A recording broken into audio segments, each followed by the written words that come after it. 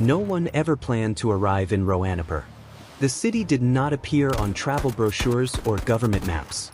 Officially, it existed as a port on the Thai coast. Unofficially, it was something else entirely, a place where the world's forgotten wars, broken soldiers, smugglers, and criminals drifted like debris on a tide of blood and money. The law did not reach here. Governments pretended it did not exist. And the people who lived in Roanapur preferred it that way. But sometimes, fate dragged someone into the city whether they wanted to come or not. And sometimes that someone was a man who knew how to survive hell. The South China Sea was calm that night, its dark waters stretching beneath a moonless sky that swallowed the horizon. The engine of a battered patrol boat growled unevenly as it pushed across the waves, its navigation lights flickering like a dying heartbeat. Smoke drifted from the rear exhaust pipe, and the hull bore fresh bullet holes along its side where metal had been violently torn apart. Inside the cabin, Jack Carver gripped the steering wheel with blood-slick hands. His knuckles were scraped raw. His shirt was stained with sweat and seawater. The faint smell of gunpowder clung to him like a second skin. Behind him, the open ocean stretched endlessly into darkness. Somewhere out there floated the burning remains of the pirates who had tried to kill him. Jack exhaled slowly, forcing his breathing to steady. It had started hours earlier when a pair of unmarked speedboats had emerged from the darkness like sharks circling wounded prey. Their engines screamed across the water as they closed in fast, heavy machine guns mounted on their bows. Jack had seen pirates before in Southeast Asian waters. Usually they were desperate criminals looking for easy targets. These men had not been desperate. They had been organized. And they had come heavily armed. The first burst of gunfire had ripped across his deck like a thunderclap, shattering crates and tearing apart the railing. Jack had dropped behind the wheel, grabbing the rifle he kept hidden beneath the seat. Years of military training had taken over instantly. Controlled. Efficient. He returned fire. The firefight had lasted less than 3 minutes. But in those 3 minutes, the quiet sea had exploded into chaos. One of the pirate boats had erupted into flames after Jack's rifle rounds struck its fuel tank. The explosion lit the ocean like a brief sunrise before collapsing into drifting fire and smoke. The second boat had pulled away after its crew realized their target was far more dangerous than they expected. But not before riddling Jack's vessel with enough bullets to cripple the engine and destroy the navigation console. Now he drifted through the dark sea with barely enough power to keep the boat moving. Jack glanced at the shattered navigation screen. The radio. Even the compass had been cracked by stray shrapnel. He had no idea where he was anymore. The only thing he could do was keep moving and hope he reached land before the engine finally gave out. Jack had survived worse situations before. But this ocean felt different. Too quiet. Too empty. The boat groaned as another wave rolled beneath it. The engine sputtered again, coughing like an old smoker struggling for breath. Jack adjusted the throttle slightly, coaxing what little life remained in the machine. Then he saw something. A faint orange glow on the horizon. Lights. Jack narrowed his eyes. A city. He leaned forward, staring through the cracked windshield as the distant lights slowly grew brighter. Towers and buildings began to form against the dark skyline, their silhouettes rising above the water like jagged teeth. A harbor. Relief flickered through him, though he kept his expression neutral. Ports meant supplies, fuel, repairs, and questions. But Jack was used to questions. The damaged boat drifted closer to the coastline, waves pushing it slowly toward the harbor entrance. Rusted cargo ships loomed like sleeping giants on either side of the channel, their hulls stained by decades of salt and neglect. Even from a distance, something about the city felt wrong. There were too many lights. Too many ships. Too much movement for a port that seemed officially forgotten. Men stood along the docks smoking cigarettes. Others loaded crates into trucks under dim floodlights. Jack spotted weapons slung casually across shoulders. Rifles, shotguns, pistols tucked into belts. Not dockworkers. Soldiers. Or criminals. Maybe both. Jack guided the crippled boat toward an empty stretch of pier as quietly as possible. The engine sputtered one final time before dying completely, leaving the vessel drifting the last few meters until it bumped softly against the dock. Silence settled over the water. Jack grabbed his rifle and stepped onto the wooden planks of the pier. The humid night air wrapped around him instantly, thick with the smell of diesel fuel, cheap alcohol, and ocean salt. He scanned the surroundings carefully. The harbor was busy even at this hour. Trucks rumbled across the streets beyond the docks. Neon lights flickered above bars and clubs lining the waterfront. Music echoed faintly from somewhere deeper inside the city. But beneath all that noise was something else. Tension. Jack had spent enough time in war zones to recognize it instantly. This place was not just dangerous. It was alive with violence waiting to happen. A voice spoke behind him. "You look like hell, friend." Jack turned slowly. Two men approached along the pier. Both wore loose shirts and carried pistols openly at their waists. Their smiles were thin and hungry, the kind worn by people who had learned that fear could be profitable. One of them glanced at the bullet holes in Jack's boat. "Rough night." Jack said nothing. Silence stretched between them. The second man chuckled softly. "You drift into our harbor looking like that, you should probably pay a docking fee." Jack raised an eyebrow. "A docking fee?" "Yeah," the first man said. "Consider it a welcome tax." The man's hand drifted toward his pistol. Jack's gaze flicked briefly to the weapon, then back to the man's eyes. "Bad idea," Jack said quietly. The two men laughed. People always laughed before they made mistakes. The first man reached for his gun. Jack moved faster. His rifle snapped up with brutal precision. The butt of the weapon smashed into the man's jaw before the pistol even cleared its holster. Bone cracked loudly as the man collapsed onto the dock. The second attacker barely had time to react before Jack spun and drove a hard elbow into his throat. The man choked and staggered backward, dropping his weapon as he gasped for air. Jack kicked the pistol across the dock and grabbed the man by the collar. "Where am I?" Jack asked calmly. The man wheezed. Roanapur." Jack studied him for a moment before releasing his grip. The attacker stumbled away, coughing violently while dragging his unconscious partner with him. Jack watched them disappear into the shadows. Roanapur. The name meant nothing to him. But the feeling in the air told him everything he needed to know. This city was not a place people simply visited. It was a place people survived.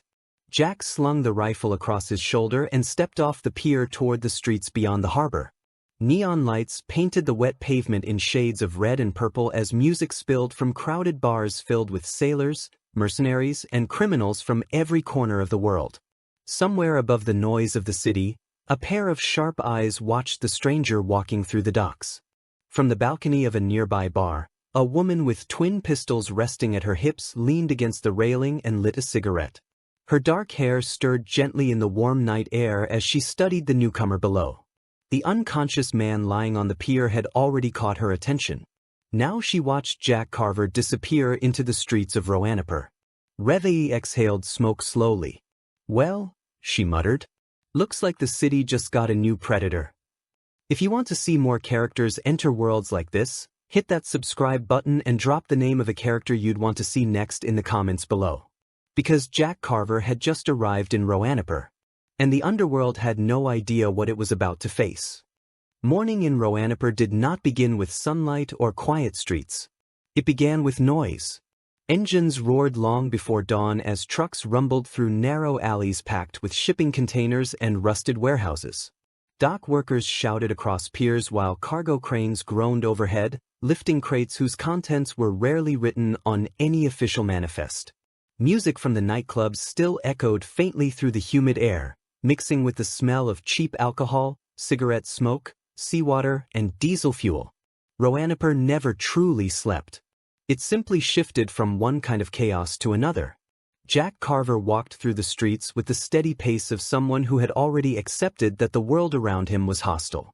His boots struck the cracked pavement as neon signs flickered above storefronts selling everything from counterfeit electronics to military-grade firearms. Strangers watched him as he passed, men leaning against motorcycles, women smoking outside bars, armed guards standing outside buildings whose windows were permanently blacked out. Jack noticed all of them. And more importantly, he noticed the way they noticed him. Outsiders were easy to spot in Roanapur. Tourists never came here. Government officials avoided the city entirely. The only newcomers who arrived usually fell into one of three categories: smugglers, mercenaries, or victims. Jack did not look like a victim. His rifle remained slung across his back, partially hidden beneath a worn jacket he had scavenged from the dockside market earlier that morning. His eyes moved constantly, scanning doorways, rooftops, parked vehicles, and reflections in shop windows. Old habits. Military habits. The kind that kept a soldier alive when the battlefield suddenly appeared in places it wasn't supposed to be. Jack stepped into a small street market where vendors were already setting up their stalls. Crates of fruit, cheap tools, and second-hand electronics filled the narrow lane between buildings. A radio played distorted music from somewhere deeper in the crowd while stray dogs wandered between tables searching for scraps. Jack paused beside a vendor selling bottled water and canned food. The old man behind the stall glanced up at him briefly before returning his attention to counting money. "How much?" Jack asked. The man pointed at the bottles without speaking. Jack dropped a few crumpled bills onto the table and grabbed one of the waters, twisting the cap open as he continued walking. He took a slow drink while studying the city around him. The architecture looked like it had been built by people who expected violence.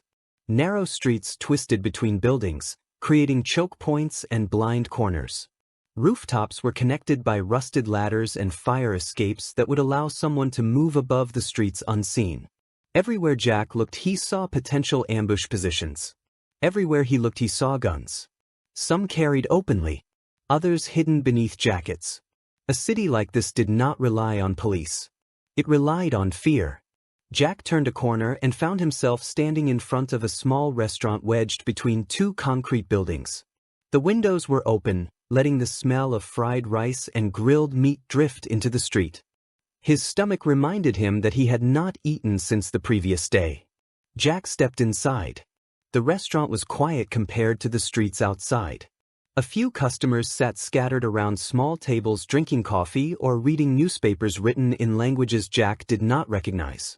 A ceiling fan spun lazily overhead while an old television mounted in the corner played a local news broadcast. Jack chose a seat near the wall where he could see both the entrance and the kitchen. Another habit. A young waitress approached his table with a tired expression. "You want something?" "Food," Jack said simply. She nodded and disappeared into the kitchen without another word. Jack leaned back in his chair, listening to the low murmur of conversation around him. He caught fragments of different languages: Russian, Thai, English, something that sounded like Chinese. None of the voices carried the casual tone of ordinary city life. Every conversation here sounded cautious, careful, as if everyone understood that words could become dangerous very quickly. The waitress returned a few minutes later carrying a plate of fried rice and a cup of coffee. She set the food on the table before glancing briefly at the rifle leaning beside Jack's chair. "You new here," she said. Jack picked up the fork. "Is it that obvious?" She shrugged. "People who live in Roanapur don't look around like they're expecting a war."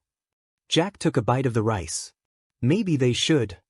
The waitress studied him for a moment longer before walking away. Jack ate slowly, his attention drifting back toward the television in the corner. The news broadcast showed footage of a small fishing boat burning in the ocean. The anchor spoke rapidly in Thai while subtitles in English scrolled across the bottom of the screen. "Pirate vessel destroyed off coast." Jack watched the flames on the screen with quiet interest. So someone had found the wreckage.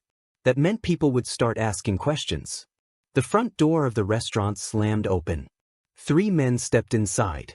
They looked like the kind of people who preferred solving problems with violence. Their clothes were expensive but worn carelessly, and the tattoos crawling up their arms suggested affiliation with one of the many gangs operating inside the city. Their eyes immediately found Jack. The tallest of the 3 smiled. "Well, look at this," he said loudly. "The harbor ghost." Several customers quietly left their tables and moved toward the exit. Jack continued eating. The man walked closer, stopping beside the table. "You caused some trouble on the docks last night." Jack swallowed his food and took a sip of coffee. Self-defense. The man laughed. Those guys worked for us. Jack looked up slowly. Then you should probably hire better men. The room went silent. One of the gang members reached for the pistol under his jacket. Jack moved before the weapon cleared the holster. His chair slammed backward as he surged to his feet. His hand grabbed the man's wrist, twisting hard enough to force the gun free. In the same motion, Jack drove the man's arm into the edge of the table. The crack of bone echoed through the restaurant. The second attacker lunged forward with a knife. Jack kicked the table over, sending plates and coffee flying across the floor. The knife scraped across the wooden surface as the attacker tried to reach him. Jack fired once. The pistol barked loudly inside the confined room. The bullet shattered the man's knee. He collapsed instantly, screaming. The third gangster froze halfway to drawing his own weapon. Jack aimed the pistol at his chest. "Walk away," Jack said calmly. The man stared at him. For a moment it looked like pride might push him into a suicidal decision. Then he glanced at his injured friends bleeding on the floor. Slowly he raised his hands. "Crazy bastard," he muttered before dragging the wounded men toward the door. The restaurant remained silent long after they left. Jack set the pistol on the table and calmly returned to his meal. Across the city, word began to spread. An outsider had arrived in Roanapur. And he had just humiliated one of the street gangs that controlled the harbor district. Inside a bar overlooking the docks, a tall man with dark skin and a captain's posture listened quietly as a messenger finished explaining what had happened. Dutch leaned back in his chair. "Interesting," he said. Across the table, Reveille flicked ash from her cigarette. "How interesting?" Dutch smiled slightly. "Interesting enough that I think we should meet him." Reveille's grin widened. "Oh yeah," she said. "I want to see this guy." Far away in another part of the city, inside a heavily guarded building known to the Underworld as Hotel Moscow, a different conversation was taking place. Balalaika listened silently as one of her soldiers described the same incident. When he finished, the Russian woman slowly set down her glass. "A new mercenary enters the city," she said thoughtfully. "And within hours he is already disrupting local gangs." The soldier nodded. "Yes, Captain." Balalaika stood and walked toward the window overlooking Roanapur. Smoke drifted from the city's endless maze of streets while cargo ships filled the harbor beyond. Predators everywhere. Yet now a new one had appeared. And predators always changed the balance. Balalaika smiled faintly. "Keep watching him," she ordered. "Anyone capable of causing this much trouble in a single morning may become useful." Back in the small restaurant, Jack finished his coffee and stood from the table. He placed a few bills beside the plate before picking up the rifle. Outside, Roanapur continued moving like a machine built on violence and opportunity. Jack stepped into the street. He had only been in the city for a few hours. And already the underworld was starting to notice him. By midday the heat over Roanapur had thickened into something almost physical, pressing down on the city like a damp blanket. The streets shimmered beneath the tropical sun while the harbor churned with the constant movement of cargo boats, fishing vessels, and smugglers running shipments that would never appear on any legal manifest.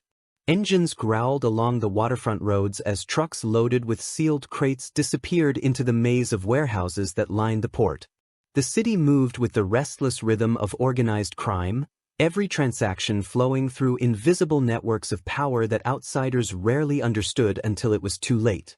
Somewhere in that chaos, word continued spreading about the stranger who had humiliated a dockside gang inside a small restaurant and walked away as if nothing had happened. Rumors traveled quickly in Roanapur because information was as valuable as weapons. By early afternoon, the story had already grown larger with every retelling. Some said the newcomer had been a soldier. Others claimed he was a mercenary fleeing a failed operation somewhere in the South China Sea. A few even suggested he might be an assassin hired by a rival syndicate preparing to disrupt the city's fragile balance. None of those rumors were entirely accurate, but accuracy rarely mattered in a place like this. What mattered was reputation, and the reputation forming around Jack Carver was beginning to attract attention from people far more dangerous than the small gang he had already crossed. Inside a smoky waterfront bar known to smugglers as one of the safest places to conduct illegal business, Dutch sat calmly at a table overlooking the docks. The tall former soldier had long ago learned that survival in Roanapur depended on patience and careful observation. He had seen countless criminals, mercenaries, and opportunists arrive in the city believing they could carve out power through violence alone. Most of them did not last long. Roanapur devoured the reckless quickly. Yet the report he had just received suggested something different about this newcomer. Dutch swirled the ice inside his glass while considering the information. A stranger arriving overnight might not normally interest him, but a man who could dismantle 3 armed gang members in seconds without panic or hesitation was worth paying attention to. Across the table, Reveille leaned back in her chair with her boots resting against the edge of the table, lazily spinning a cigarette between her fingers. Her eyes gleamed with a mixture of amusement and anticipation as she listened to the story being relayed by one of the bar's informants. Reveille lived for violence the way some people lived for adrenaline sports, and the idea of a new fighter appearing in the city immediately caught her interest. Roanapur was filled with killers, but very few of them were actually skilled. Most relied on numbers, intimidation, or cheap brutality. The thought of someone capable enough to walk into a hostile environment and win a fight that quickly stirred something competitive inside her. She exhaled a slow stream of smoke toward the ceiling and grinned. If the rumors were true, she wanted to see this man for herself. Dutch finally set his glass down and leaned forward slightly, his voice calm but thoughtful. He explained that outsiders arriving in Roanapur often made one of 2 mistakes. The first mistake was trying to act invisible, believing they could avoid the city's underworld long enough to leave quietly. The second mistake was trying to dominate the city through reckless violence. Both approaches usually ended badly. What interested him about this particular stranger was that he seemed to be doing neither. Instead, he had simply defended himself and moved on, which suggested a level of discipline most criminals in Roanapur lacked. Dutch understood soldiers, and soldiers carried themselves differently than street thugs. Their movements were efficient, their eyes constantly scanning the environment, their reactions immediate but controlled. The description of the fight inside the restaurant sounded exactly like the work of someone with military training. Reveille listened to his analysis before flicking her cigarette toward the ashtray and standing from her chair. Her smile widened with excitement as she announced that if this guy really was that good, she wanted to test him. Dutch sighed quietly because he knew that look. Reveille rarely passed up an opportunity to measure herself against someone new, especially if there was a possibility they might actually challenge her. He reminded her that Roanapur already had enough tension between the major syndicates without unnecessary fights breaking out in the streets. Reveille simply laughed at the warning. In her mind, tension was part of the city's natural atmosphere, like humidity or diesel fumes drifting from the harbor. If this newcomer caused a little chaos, it would only make things more interesting. While the Lagoon Company discussed the mysterious outsider, Jack Carver continued walking deeper into the city. The streets had grown even more crowded as the afternoon heat pushed people toward shaded alleys and open storefronts where fans rattled against cracked ceilings. Roanapur revealed its true nature the longer Jack observed it. Every building seemed connected to something illegal. Pawn shops traded weapons and stolen electronics. Nightclubs doubled as fronts for trafficking operations. Even small convenience stores sometimes hid rooms in the back where deals were negotiated between men who carried pistols tucked casually beneath their jackets. Jack moved through the environment with the quiet awareness of someone studying a battlefield before deciding where to stand. He eventually found himself wandering near the Central Harbor District again, where the docks stretched across the coastline like rusted veins pumping cargo through the city's criminal economy. Cargo ships unloaded containers while armed guards watched from the shadows of stacked metal crates. Jack paused briefly beside a row of fishing boats, studying the larger vessels anchored farther out in the water. Among them was a sleek torpedo boat painted dark green, its hull resting low in the water like a predator waiting patiently for movement. Something about the vessel caught his attention. Unlike most boats in the harbor, it looked meticulously maintained. The engines were silent but ready, and the deck showed none of the rust or damage common among Roanapur's aging fleet. Jack's instincts told him the boat belonged to professionals. At that same moment, Reveille and Dutch stepped out of the bar across the street. Reveille immediately spotted the stranger standing near the dock and nudged Dutch with her elbow. The man fit the description perfectly: tall, calm, armed, and observing everything around him with unsettling focus. Even from a distance, she could see the subtle tension in his posture that suggested combat readiness. This wasn't a nervous outsider stumbling through dangerous territory. This was someone who expected danger and prepared for it instinctively. Reveille's grin returned instantly. She whispered that the rumors might actually be true after all. Dutch studied Jack for a moment longer before nodding slightly. The stranger carried himself exactly like a veteran soldier evaluating a new operational environment. His eyes tracked movement across rooftops, doorways, and vehicles without appearing obvious about it. Dutch had served long enough in real conflicts to recognize the difference between a trained fighter and a street criminal pretending to be one. Whoever this man was, he had experienced surviving situations where hesitation meant death. That realization made Dutch even more curious. Across the street, Jack felt their attention almost immediately. Years of combat had sharpened his instincts to the point where he could sense when someone was watching him too closely. He turned slightly, his gaze locking onto the pair standing near the bar entrance. The woman leaning casually against the wall carried herself like someone who enjoyed violence, her twin pistols resting openly at her hips. The tall man beside her looked far calmer, his expression thoughtful rather than aggressive. Jack held their gaze for a moment, silently measuring the situation the way soldiers often did before deciding whether a confrontation was coming. Roanapur's underworld had finally noticed him, and now the city's predators were beginning to circle. Roanapur had a way of revealing its true nature slowly, like a knife sliding from a hidden sleeve. The longer someone remained in the city, the clearer its invisible rules became. Power flowed through the streets the same way seawater flowed through the harbor, constantly shifting but always controlled by forces deeper than what appeared on the surface. Gangs ruled neighborhoods, syndicates controlled shipping routes, and the people who survived longest were the ones who understood exactly how far they could push before someone powerful decided they had gone too far. Jack Carver had only been in Roanapur for a single day, yet the city was already studying him the same way a pack of wolves studies a new animal wandering into its territory. Jack remained near the harbor for several minutes after noticing the two figures watching him from across the street. He did not move toward them, nor did he retreat. Instead, he leaned casually against the railing overlooking the water, giving the impression of someone admiring the view while his mind quietly calculated possibilities. The ocean stretched beyond the harbor like a sheet of dark metal reflecting the afternoon sun, and cargo vessels moved slowly along the horizon while smaller boats darted between them like insects. To anyone passing by, Jack looked like another traveler killing time near the docks. In reality, he was assessing the pair, observing him with the same careful attention he once used when evaluating potential enemies in unfamiliar combat zones. Across the street, Reveille pushed herself away from the wall and began walking toward the dock with relaxed confidence. Her boots struck the pavement with a rhythm that suggested she had no concern about who might be watching.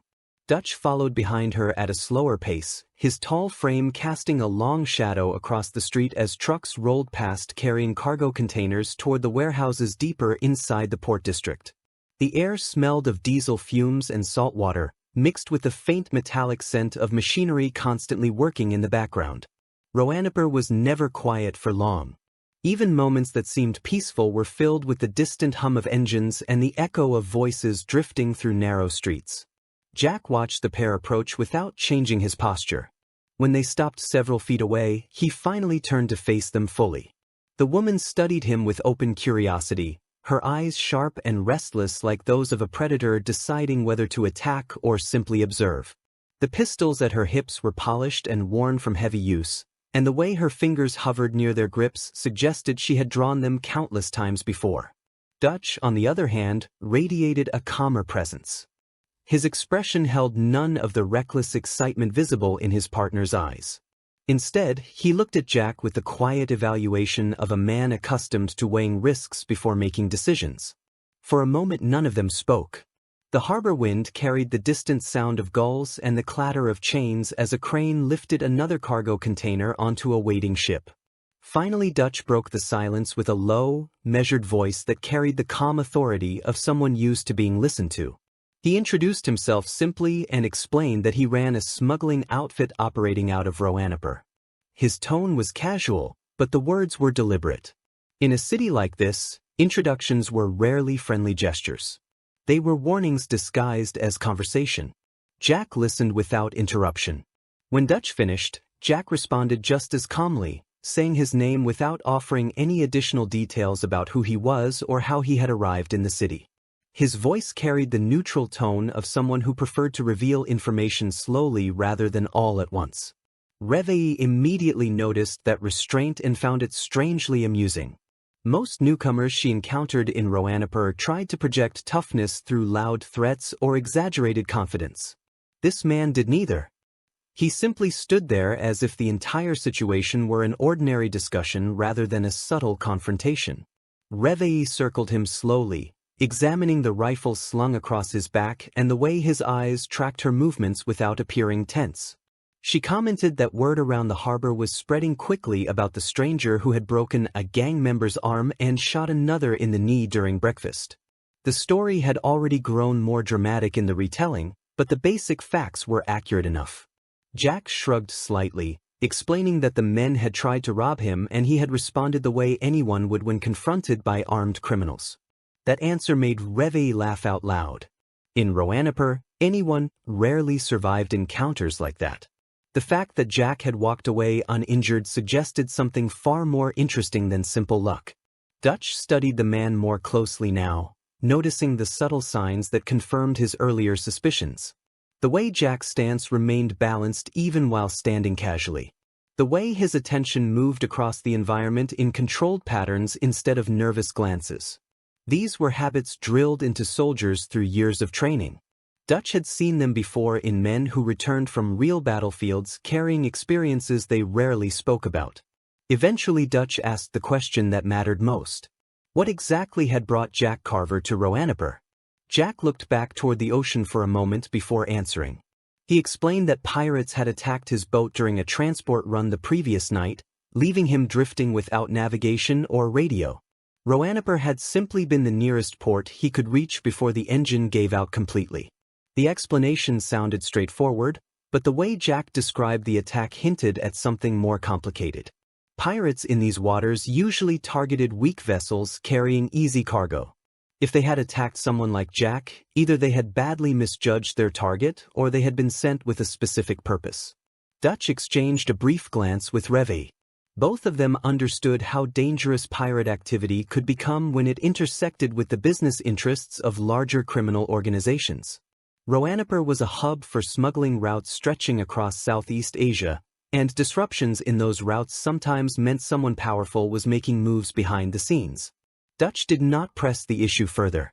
Instead, he made a simple offer. If Jack needed temporary work while repairing his boat, the Lagoon Company occasionally hired capable fighters for certain operations. The city was full of dangerous jobs that required reliable people who could keep their heads under pressure. Reveille leaned against the railing beside Jack while Dutch spoke, her expression amused. She openly admitted that she mostly wanted to see whether the stories about his fighting skills were exaggerated. In her world, respect came from performance rather than reputation. If Jack truly was as competent as the rumors suggested, then working together on a job would answer that question quickly enough. Jack considered the proposal carefully. Accepting work from strangers in a city like Roanapur could easily lead into deeper conflicts he knew nothing about. But refusing might also attract attention from groups who preferred controlling the actions of outsiders. Before he could respond, a black sedan rolled slowly along the street behind them and stopped near the edge of the dock. The vehicle's windows were tinted dark, and its polished surface reflected the harbor's sunlight like a mirror. Two men stepped out wearing tailored suits that contrasted sharply with the rough environment surrounding the port. Their posture carried a quiet formality that suggested military discipline rather than street crime. Dutch recognized the style immediately. Hotel Moscow. The Russian syndicate maintained one of the strongest presences in Roanapur, and their leader rarely ignored developments that threatened the city's balance of power. One of the men approached the group calmly and addressed Jack directly, explaining that Captain Balalaika wished to meet the newcomer whose arrival had already attracted attention across several districts. The invitation was delivered politely, but the implication behind it was unmistakable. When the most powerful organization in Roanapur asked for a meeting, declining was rarely considered a wise option. Reveille watched the exchange with growing interest while Dutch remained silent. Jack studied the messenger for a moment before nodding slightly. If the city's most influential syndicate wanted to speak with him, refusing would only create unnecessary hostility. Besides, Jack had learned long ago that sometimes the best way to understand a new battlefield was to meet the people who believed they controlled it. As the sedan door opened again, Jack climbed into the back seat without hesitation.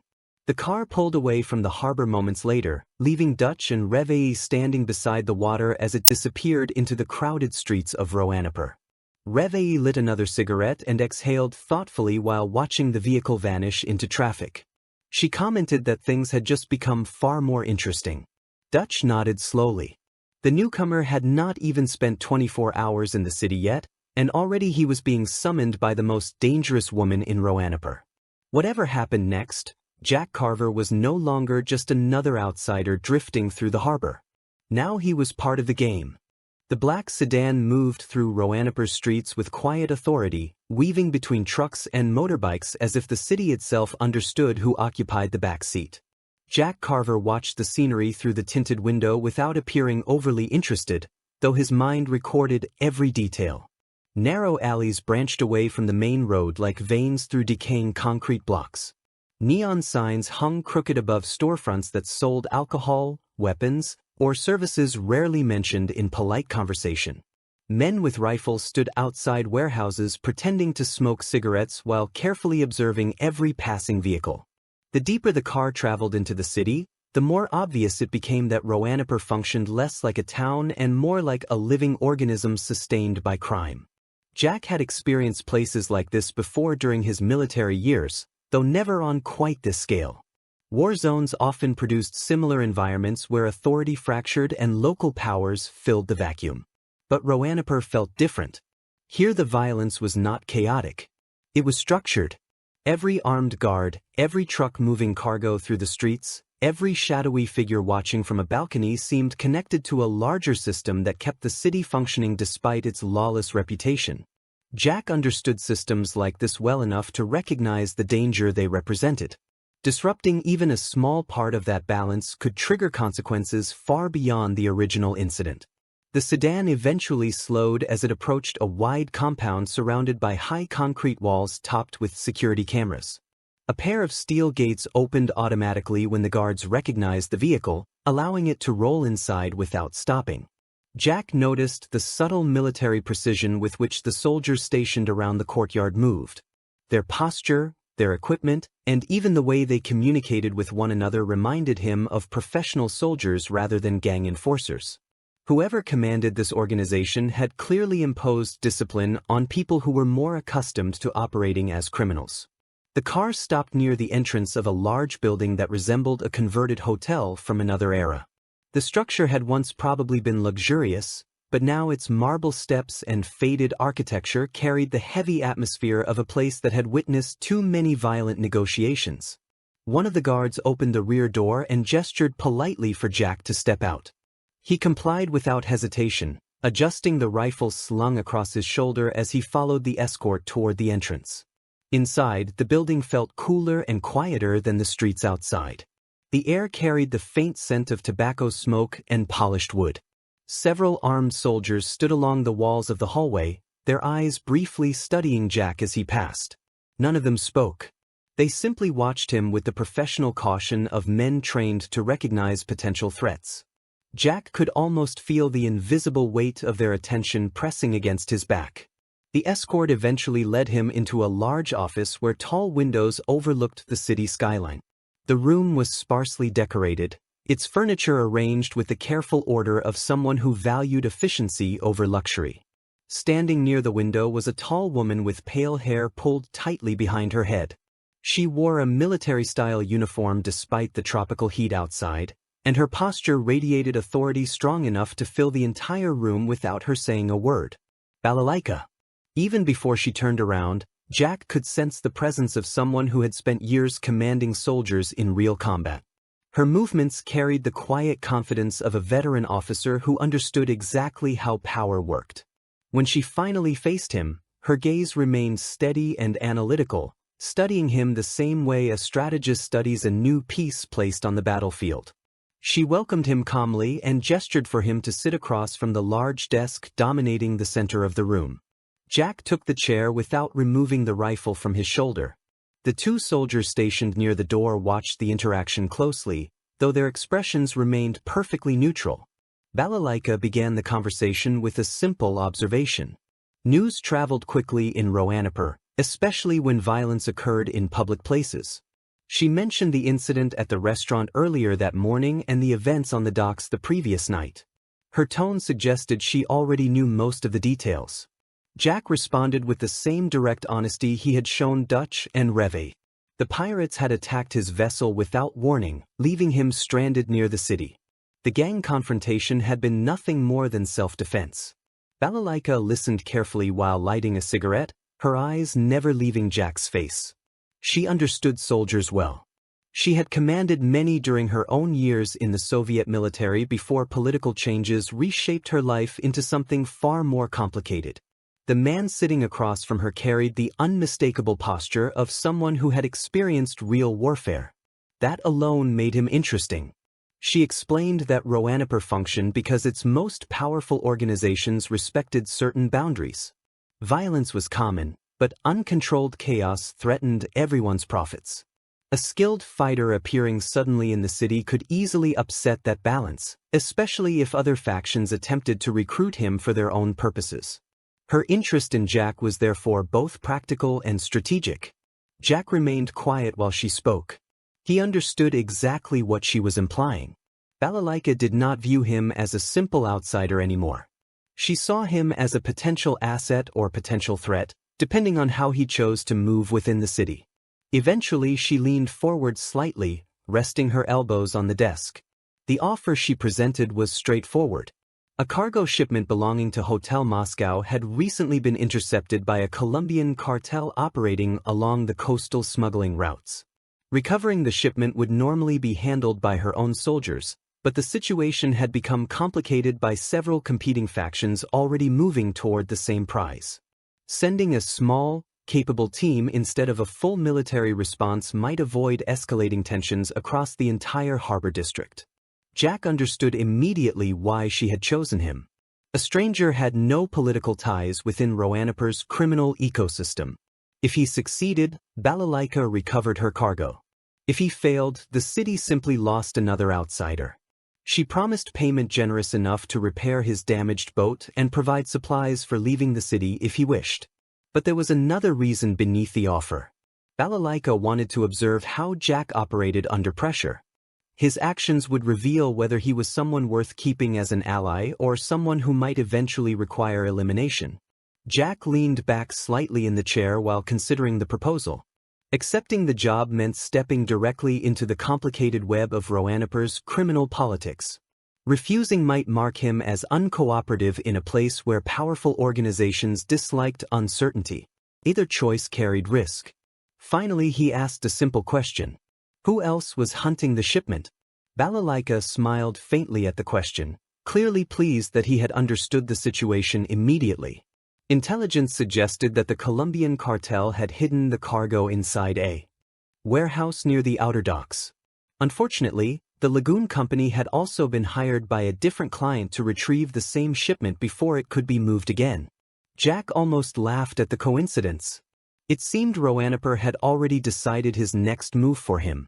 Balalaika stubbed out her cigarette and stood from the desk. She explained that he would leave at dusk with a vehicle and the location of the warehouse. What happened after that would depend entirely on his skill and judgment. If he returned with the cargo intact, Hotel Moscow would consider him a reliable partner. If he chose not to return, she would simply assume he had made other arrangements within the city. Jack rose from the chair and nodded once. There was no need for further negotiation. As he walked out of the office and back into the hallway, the soldiers stationed outside stepped aside to allow him to pass. The same black sedan waited in the courtyard to return him to the streets of Roanapur. When he climbed inside, the sun was already beginning to sink toward the horizon, painting the harbor sky in shades of orange and red. Across the city, Dutch and Reve were preparing their own equipment for the evening's job. Neither side realized yet that they had been hired to retrieve the same cargo.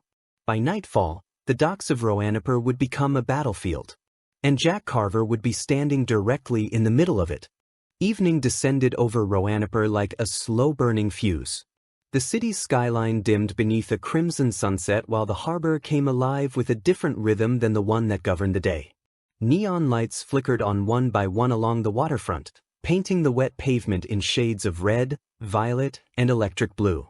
Music spilled from nightclubs as their doors opened for business, while the smell of grilled food and diesel fumes drifted together through the humid air. To an outsider, the city might have looked vibrant, even exciting. But beneath that surface of nightlife and commerce moved another layer entirely, one where deals were finalized, shipments disappeared into hidden warehouses, and men with guns made sure no one interfered with the flow of money. Jack Carver stepped out of the black sedan several blocks from the harbor district just as darkness began to settle across the city. The driver said nothing as he handed Jack a folded map and a small envelope containing the warehouse coordinates Balalaika had promised. A moment later, the sedan pulled away into traffic, leaving Jack standing alone beneath a flickering street lamp while the sounds of Roanapur's nightlife echoed through the surrounding streets. He opened the map briefly, studying the marked location. Warehouse 47. Outer Dock District. Jack folded the paper again and slipped it into his jacket before moving toward the harbor. The rifle remained slung across his shoulder, partially hidden beneath the loose fabric of his coat. In Roanapur, walking the streets armed was not unusual. It was almost expected. What mattered was how someone carried themselves while doing it. Jack walked like a man who had already accepted that violence might happen at any moment. That confidence alone kept many potential threats at a distance. The closer he moved toward the docks, the quieter the streets became. The neon lights of the entertainment district faded behind him, replaced by rows of towering cargo containers stacked like metallic skyscrapers beside the water. Cranes creaked slowly overhead as workers finished unloading ships before night operations shifted fully into the hands of smugglers and criminal organizations. Jack paused at the corner of an alley overlooking the warehouse complex. Warehouse 47 sat near the far end of the dockyard, its large steel doors facing the ocean while rows of stacked crates formed natural barriers around the building. Floodlights illuminated the area in harsh white beams that cast long shadows across the pavement. Several vehicles were parked nearby, and Jack immediately spotted armed guards patrolling the perimeter. Colombian cartel soldiers. Balalaika's information had been accurate. Jack crouched slightly behind the edge of the alley and studied the layout. Four guards moved along predictable patrol routes around the outer fence. Two more stood near the warehouse doors, their rifles slung lazily across their chests while they smoked cigarettes and talked quietly. Inside the building, there were probably more. Jack's mind began assembling the pieces of the situation automatically.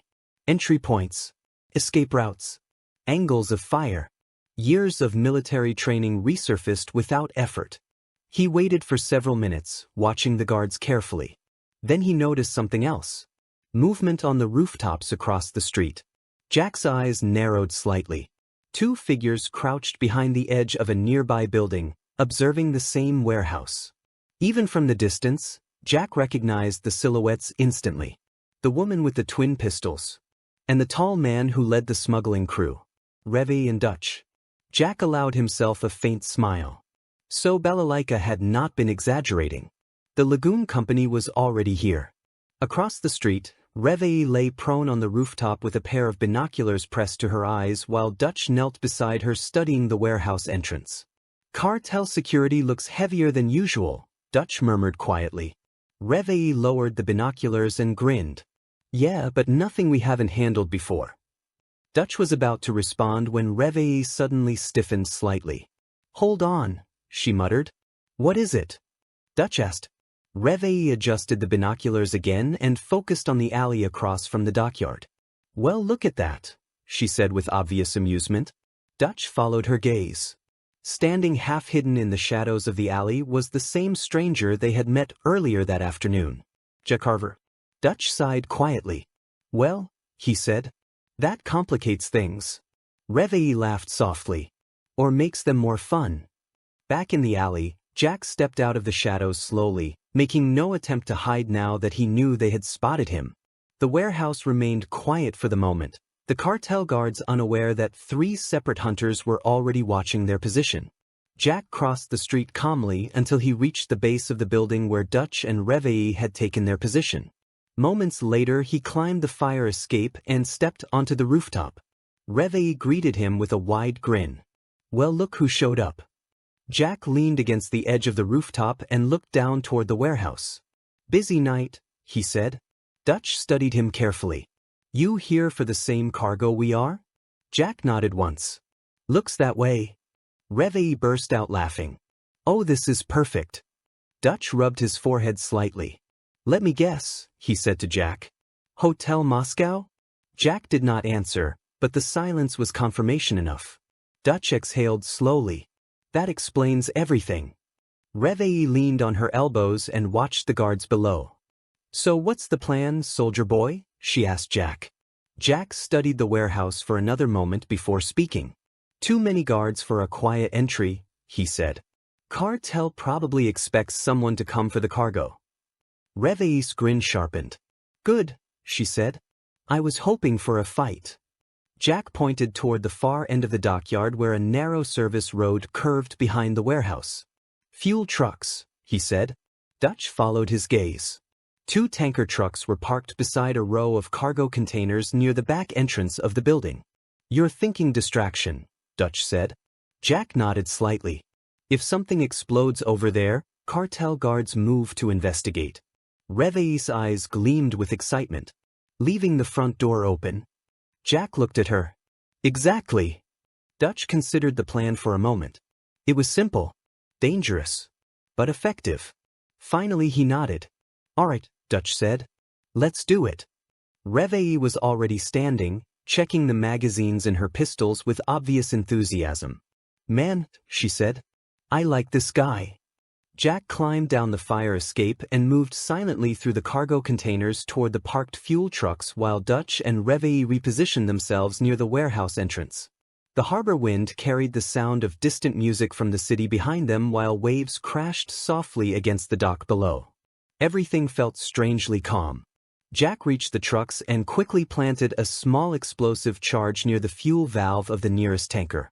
He moved away quietly before triggering the detonator. The explosion shattered the night. Flames erupted into the sky as the fuel truck ignited, sending a massive fireball roaring across the dockyard. Cartel guards shouted in confusion as alarms echoed through the warehouse complex. Half the security force immediately rushed toward the burning vehicles. Exactly as Jack predicted. Across the dockyard, Reveille smiled like a shark sensing blood. "Showtime," she said. And seconds later the first gunshots tore through the night. The explosion ripped through the dockyard like a thunderclap, the shockwave rolling across the harbor with enough force to rattle windows along the waterfront. Fire climbed into the night sky as the tanker truck erupted into a violent column of flame, thick black smoke twisting upward like a signal flare visible across half the port. For a few chaotic seconds the entire warehouse district froze in stunned confusion, and then the shouting began. Cartel guards sprinted toward the burning vehicles with rifles raised, their radios crackling with frantic voices as they tried to understand what had just happened. The sudden shift in attention left the front of Warehouse 47 far less guarded than it had been only moments earlier. Exactly the opening Jack had intended. From the rooftop across the dockyard, Reveille watched the chaos unfold with a grin that bordered on feral excitement. Firelight danced across the harbor, reflecting in her eyes as she slipped fresh magazines into both of her pistols. Dutch remained beside her, steady and focused, his assault rifle resting against his shoulder as he studied the remaining guards near the warehouse entrance. "Nice fireworks," Reveille said quietly. Dutch nodded once. "Let's move before they figure it out." They descended the fire escape quickly and crossed the street toward the warehouse, staying low as the distant roar of the burning truck masked their footsteps. The remaining cartel guards were already distracted, their attention pulled toward the massive fire raging near the fuel tanks. But distractions in places like Roanapur never lasted long. Inside the maze of cargo containers, Jack Carver moved like a shadow. The explosion's light flickered across the metal walls of the shipping crates as he advanced toward the warehouse perimeter. Voices echoed nearby as cartel soldiers shouted orders in Spanish, some racing toward the flames while others struggled to maintain security around the building. Jack slipped between the containers silently until the large steel structure of Warehouse 47 loomed directly ahead. 2 guards remained near the main door. They had not abandoned their posts like the others, which meant they were either more disciplined or more suspicious. Jack crouched behind a stack of crates and studied them carefully. Both carried assault rifles. One smoked nervously while the other paced in slow circles, his head constantly turning toward the fire blazing across the dockyard. Jack waited until the pacing guard turned his back. Then he moved. The distance between the crates and the warehouse door vanished in seconds. Jack reached the first guard before the man even realized someone was behind him. One powerful strike with the rifle but dropped the guard instantly, the crack of impact swallowed by the distant roar of the burning tanker. The second guard spun around just as Jack's hands seized the barrel of his rifle. The man tried to shout. Jack drove a brutal elbow into his throat. The sound died instantly. A moment later both guards lay unconscious beside the warehouse entrance. Jack dragged them behind the crates and checked the steel doors. A heavy chain and padlock secured them shut. Typical cartel security. Jack pulled a compact cutter from his pocket and snapped through the chain with a quick metallic crunch. The door opened with a low creak. Inside the warehouse, darkness stretched across the cavernous interior. Rows of cargo crates filled the space like silent monuments while dim overhead lights flickered above metal support beams. The smell of oil, wood, and saltwater lingered in the air. Jack stepped inside cautiously. Footsteps echoed somewhere deeper in the building. Cartel soldiers. Meanwhile, Reveille and Dutch reached the warehouse seconds later. Reveille immediately noticed the unconscious guards near the door and grinned. "Well, look at that," she whispered. Dutch shook his head slightly. "Guy doesn't waste time." They slipped through the entrance quietly. Inside the warehouse, the scale of the operation became clear. Dozens of crates sat stacked in organized rows, many marked with shipping symbols that meant nothing to anyone outside the smuggling trade. Somewhere among them was the shipment everyone wanted. Dutch moved toward the nearest stack while Reveille climbed onto a crate for a better view across the warehouse floor. Her sharp eyes scanned the environment quickly, searching for both enemies and the cargo they had been hired to retrieve. Then she spotted movement. 3 cartel guards emerged from a side corridor near the back wall, their rifles raised as they cautiously approached the entrance. Someone must have noticed the missing guards outside. Reveille didn't hesitate. Her pistols barked twice in rapid succession. 2 guards dropped instantly. The third man fired wildly before Dutch's rifle cut him down with a precise burst. The gunshots echoed through the warehouse like thunder. Stealth was no longer an option. "Guess we're doing this loud," Reveille said with satisfaction. Jack appeared from between the crates several rows away, already holding one of the cartel rifles he had taken from the unconscious guards outside. His eyes met Dutch's briefly before he gestured toward the back of the warehouse. "Cargo's probably near the loading dock," Jack said calmly. Dutch nodded. "That's where I'd keep it." They moved together through the maze of crates, their footsteps quick but controlled. More cartel soldiers were already responding to the gunfire, their shouts echoing from deeper inside the building as they rushed toward the sound. Bullets tore through the air seconds later. Wood splintered as rounds smashed into the crates around them. Jack dropped behind cover and returned fire with controlled bursts, his shots precise and efficient. Reveille, on the other hand, seemed to thrive in the chaos. She vaulted over a crate and charged forward, pistols blazing. 2 cartel soldiers collapsed before they even understood what was happening. Dutch covered the left flank while Jack advanced on the right, the 3 fighters moving with an unspoken coordination that felt almost like a trained unit despite having met only hours earlier. Gunfire echoed continuously now. Cartel reinforcements poured into the warehouse from multiple entrances, their numbers increasing as word of the firefight spread across the docks. But the attackers had underestimated the people they were fighting. Jack moved between cover points with relentless precision, his rifle cutting down enemies who exposed themselves for even a fraction of a second. Dutch provided steady suppressing fire, controlling the battlefield while watching for flanking attempts. And Reve was pure chaos. She laughed as she fired, spinning between crates while bullets ripped past her shoulders. The adrenaline in her veins turned the firefight into something almost exhilarating. Finally they reached the loading dock at the rear of the warehouse. There was a reinforced metal crate sat alone near the open cargo ramp, marked with the shipping symbols Balalaika had described. The prize. But 6 cartel soldiers stood between them and the crate. The moment stretched for a heartbeat. Then Jack spoke calmly. "I'll draw their fire." Before anyone could argue, he stepped out from cover and opened fire. The cartel guards turned instantly, unleashing a storm of bullets toward him. Exactly as he planned. Reve and Dutch attacked from the sides. Within seconds the firefight ended.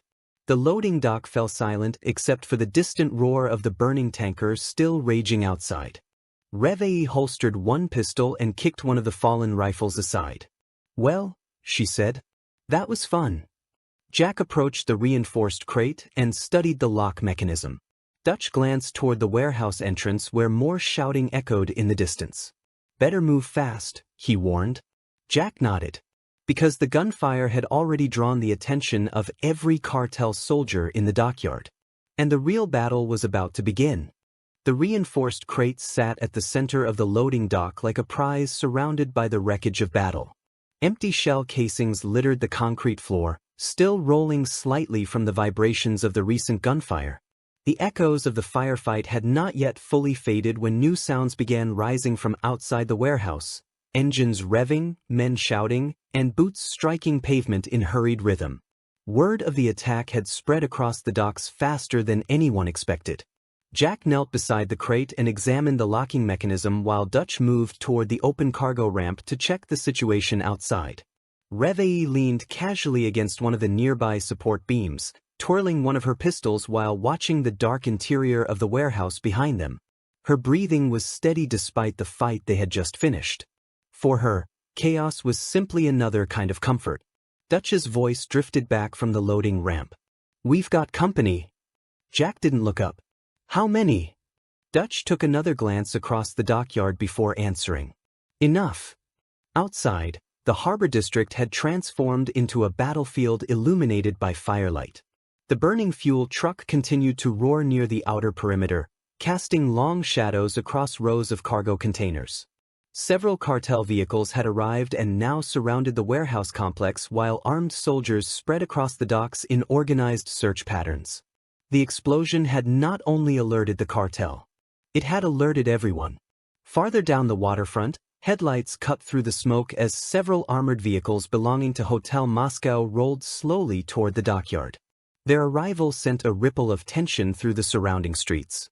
Balalaika's soldiers moved with unmistakable purpose, rifles ready, their presence alone enough to shift the balance of power across the harbor. Reve stepped beside Dutch and watched the approaching convoy with a raised eyebrow. "Well," she muttered, "looks like the Russians decided to join the party." Dutch frowned slightly. "That wasn't part of our job." Reve shrugged. "Probably wasn't part of his either." She nodded toward Jack. Inside the warehouse, Jack finally snapped the lock open with a sharp metallic click. The reinforced lid lifted slowly, revealing tightly packed metal cases stacked inside the crate. Each case carried identical markings, industrial seals that usually meant high-value equipment. Jack opened one of the containers. Inside rested a row of compact military-grade missile guidance systems, the kind designed to convert ordinary rockets into precision weapons capable of bringing down aircraft or armored vehicles. Jack closed the case immediately. This wasn't ordinary smuggling cargo. This was military hardware. Dutch walked back from the ramp and looked inside the crate himself. His expression darkened slightly. "Well, that explains the cartel interest." Reveille leaned over the edge of the container and whistled softly. Damn. Someone's planning to start a real war. Jack straightened slowly. Balalaika hadn't simply wanted her shipment recovered. She wanted it secured before anyone else got their hands on it. And now half the harbor seemed to be closing in. Gunfire suddenly erupted outside the warehouse. Short bursts of automatic fire echoed across the dockyard as cartel soldiers engaged the approaching Hotel Moscow vehicles. The night air filled with the roar of engines and the crack of rifles as both sides clashed between rows of cargo containers. Dutch cursed quietly under his breath. That's exactly what we didn't need. Reveille's grin returned instantly. Oh, relax, she said, pulling both pistols from their holsters. This is where things get interesting. Jack grabbed 2 of the metal cases from inside the crate and shoved them into a large cargo bag lying nearby. The rest would have to stay behind. They didn't have time to move everything. Outside, the firefight was intensifying rapidly. Tracer rounds cut through the smoke-filled air as cartel soldiers fired from behind vehicles while Hotel Moscow troops advanced with disciplined precision. Balalaika's people were winning, but only slowly. And the longer the battle continued, the greater the chance other factions might decide to interfere. Jack slung the cargo bag over his shoulder and looked toward Dutch. We need a vehicle. Dutch nodded toward the far end of the dockyard. Our boat's 2 streets over. Jack considered the distance. Too far through open ground. Reveille noticed his hesitation. Relax, she said, stepping toward the loading ramp. I've got an idea. Before either man could ask what she meant, Reveille sprinted out of the warehouse and disappeared into the smoke-filled dockyard. Dutch watched her go with an expression of resigned familiarity. Please tell me she's not doing what I think she's doing. Jack raised an eyebrow. Which would be? Dutch sighed. Stealing something explosive. Outside, Reveille darted between cargo containers while bullets snapped through the air around her. The firefight between Hotel Moscow and the cartel had created the perfect distraction. Both sides were too focused on each other to notice a single figure slipping through the battlefield. She reached a parked cartel pickup truck near the edge of the dockyard and yanked open the driver's door. The keys were still in the ignition. Reveille laughed. Some criminals never learned. The engine roared to life seconds later. Back inside the warehouse, Jack and Dutch heard the sound of tires screeching across concrete. A cartel pickup suddenly burst through the smoke outside, racing directly toward the loading ramp. Reveille leaned out the driver's window and shouted, "Get in!" Jack and Dutch didn't hesitate. They sprinted down the ramp as bullets ricocheted off the warehouse walls behind them. Jack threw the cargo bag into the truck bed before climbing into the passenger seat while Dutch jumped into the back. The truck sped away from the warehouse just as a group of cartel soldiers emerged from between the containers and opened fire. Bullets shattered the rear window. Reveille slammed the accelerator harder. The pickup roared across the dockyard, weaving between burning vehicles and scattered cargo crates while the firefight raged behind them. But their escape hadn't gone unnoticed. 3 cartel SUVs peeled away from the battle and began chasing the stolen truck through the maze of shipping containers. Dutch fired bursts from his rifle out of the truck bed while Jack leaned across the dashboard to return fire through the shattered passenger window. Reveille drove like a woman possessed. The truck skidded around corners, tires screaming against the pavement as she navigated the narrow service roads running along the harbor. Gunfire erupted continuously behind them as the pursuing vehicles closed the distance. One of the cartel SUVs pulled alongside. Its passenger leaned out the window with a shotgun. Jack fired first.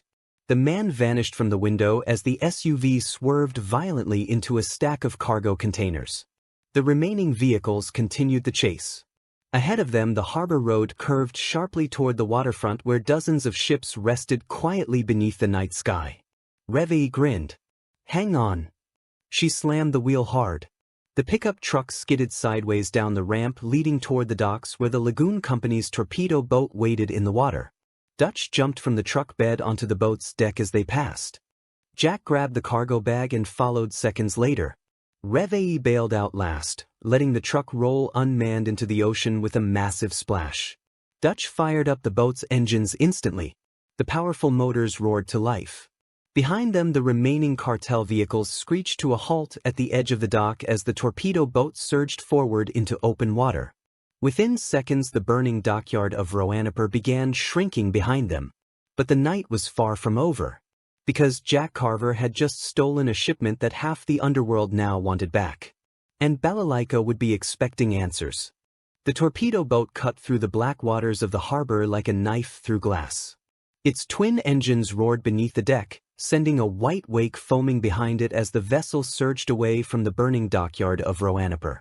The city skyline glowed in the distance, neon lights reflecting across the restless waves while thick smoke from the explosions still curled into the night sky like a dark banner announcing chaos.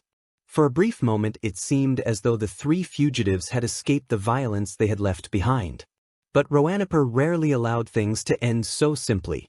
Dutch kept one hand firmly on the throttle as the boat accelerated toward open water. His eyes scanned the harbor constantly, searching for shapes moving against the dim horizon. The Lagoon Company's torpedo boat had been designed for speed, and in most situations that speed alone was enough to outrun smugglers or patrol craft foolish enough to attempt pursuit.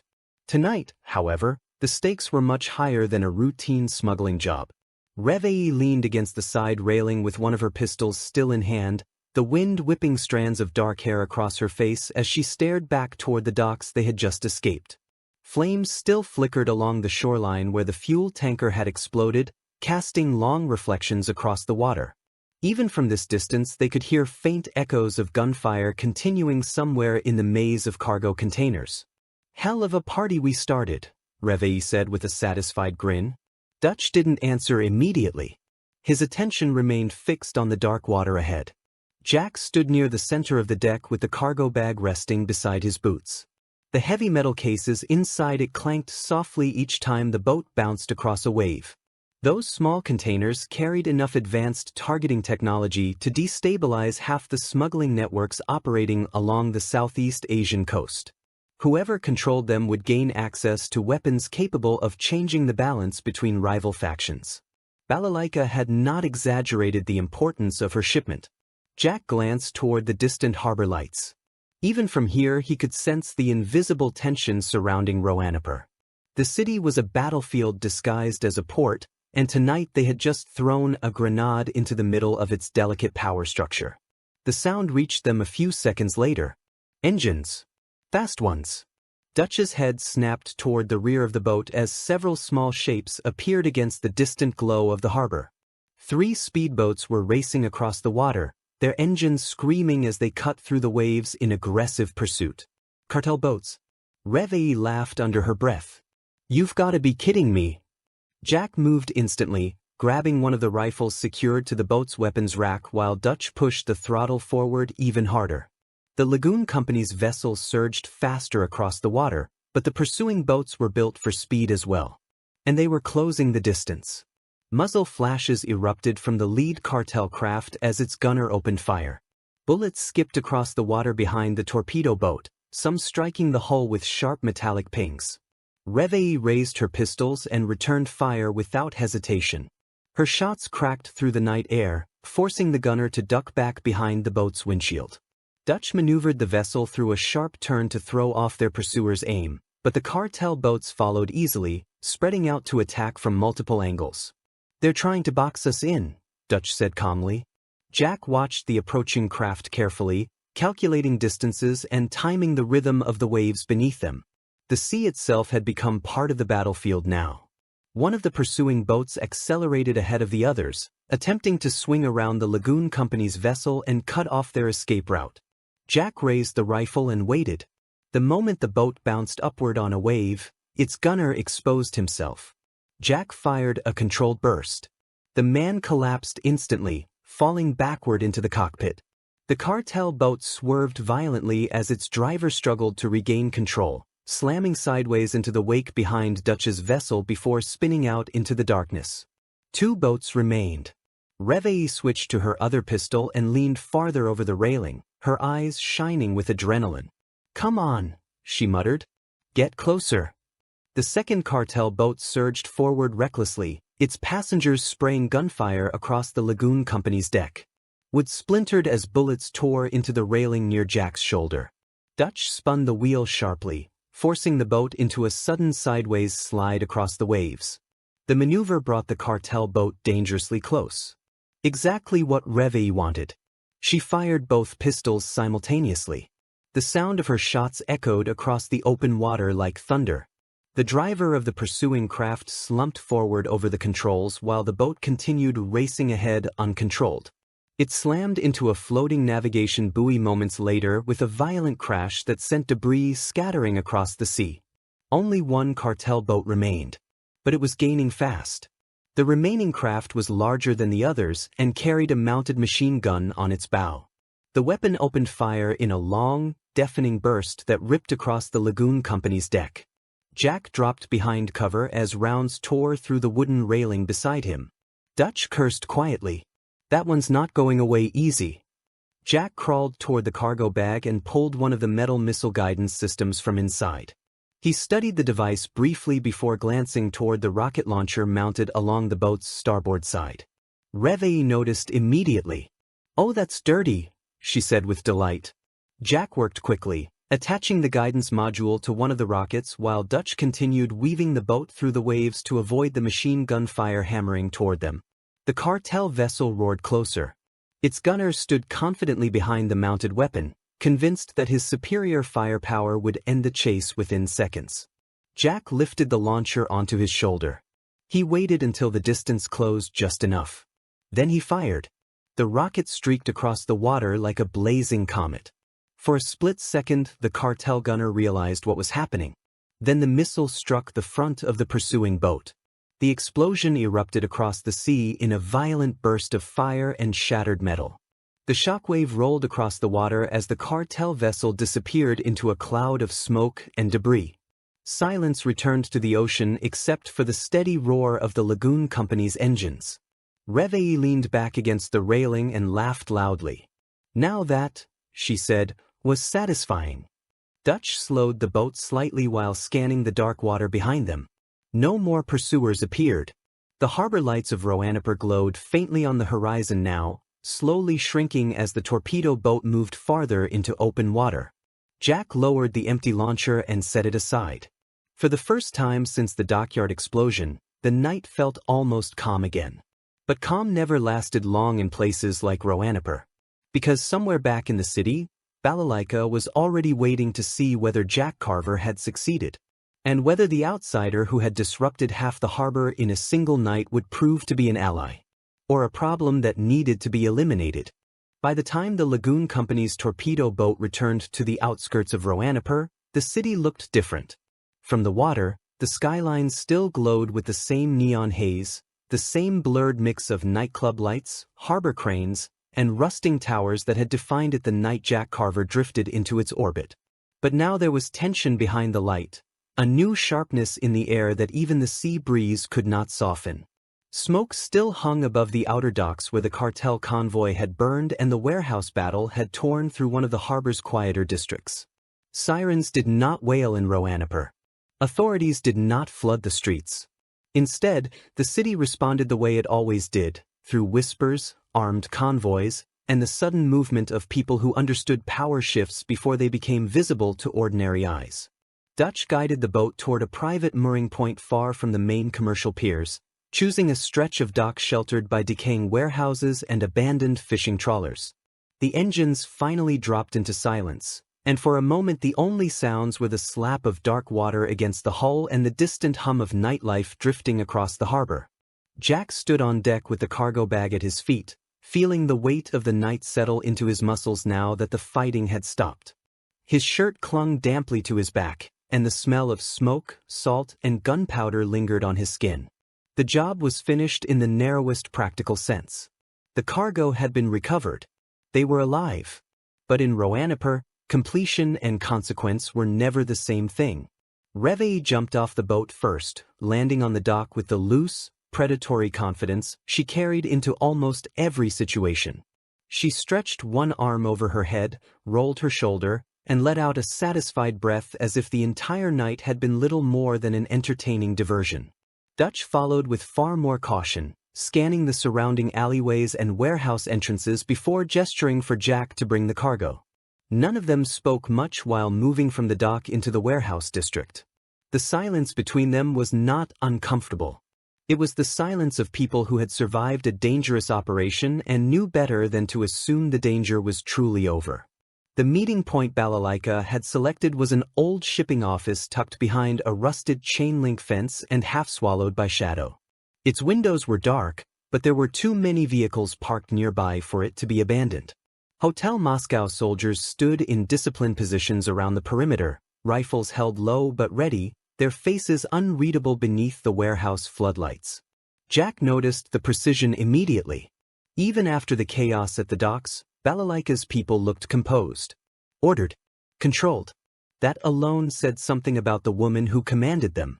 One of the guards opened the office door without a word and motioned them inside.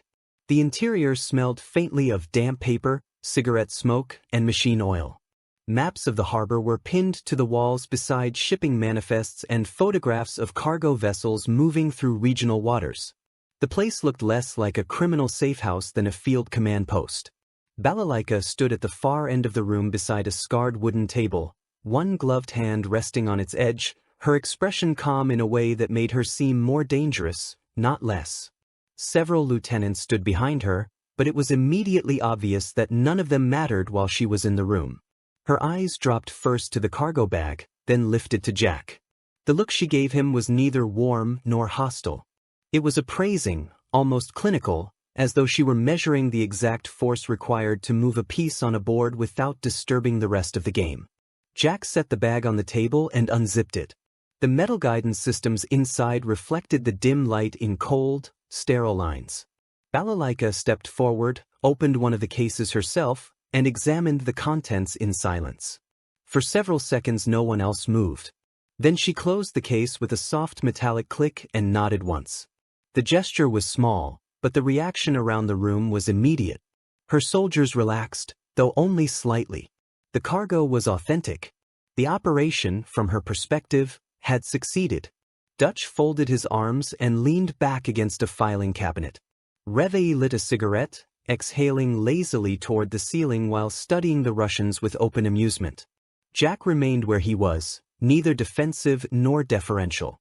He had delivered what Balalaika wanted. That did not mean he trusted her. It only meant the immediate transaction was complete. Balalaika finally spoke, her voice quiet but carrying the same iron control Jack had heard earlier. She acknowledged that recovering the shipment had become more complicated than originally planned. The cartel's resistance had been heavier than expected, and the presence of the Lagoon Company had added further unpredictability. Yet the outcome, she said, had revealed something valuable. Jack Carver was not merely capable. He was disciplined under pressure, efficient in violence, and adaptable in ways that Roanapur tended to respect. Revei smirked at that, but said nothing. Dutch remained silent, though Jack could tell he was paying close attention to every word. Balalaika then shifted from praise to reality. The cartel had lost men, vehicles, and a warehouse full of deniable assets. Hotel Moscow had shown force along the docks. The Lagoon Company had now been seen working in the same battlefield as a mysterious armed outsider. In a city like Roanapur, such events did not vanish. They rippled. Rival organizations would ask questions. Some would test boundaries. Others would attempt to recruit or remove any element they could not classify. Jack, whether he liked it or not, had become one of those elements. The words hung in the room like smoke. Jack understood exactly what she meant. In the last 2 days he had arrived half dead on a damaged boat, beaten armed dock thieves, dismantled gangsters in broad daylight, survived a cartel ambush, fought beside the Lagoon Company, and recovered weapons-grade guidance systems for the most dangerous syndicate in the city. Roanapur no longer saw him as a transient stranger. The city had done what it always did with anything dangerous and undefined. It had assigned him a reputation before he could choose one for himself. Balalaika opened a desk drawer and removed an envelope thick with cash. She placed it on the table beside the cargo. Payment. Fair, substantial, and delivered without ceremony. Then she added something else. If Jack wished to leave Roanapur, Hotel Moscow would not interfere. But if he chose to remain, there would be work for a man of his particular abilities. Her tone made it clear this was neither a plea nor a threat. It was a statement of strategic possibility. Jack looked at the envelope for a second, then at Balalaika. He had known people like her before, commanders shaped by war until power became less about dominance and more about structure. She did not offer friendship. She offered placement, a role inside a system. For some men, especially soldiers who had outlived their previous wars, that kind of offer would be difficult to refuse. But Jack had always survived by resisting systems the moment they tried to close around him. He took the envelope, not the invitation. Across the room, Reveille grinned as if she had expected nothing else. Dutch's expression did not change much, but there was a subtle recognition in his eyes. He understood independence. He had built a career around living between loyalties without surrendering fully to any of them. Balalaika seemed neither surprised nor offended. In fact, the faintest curve touched one corner of her mouth. She said that independence was often the most expensive choice in Roanapur, but sometimes the most useful.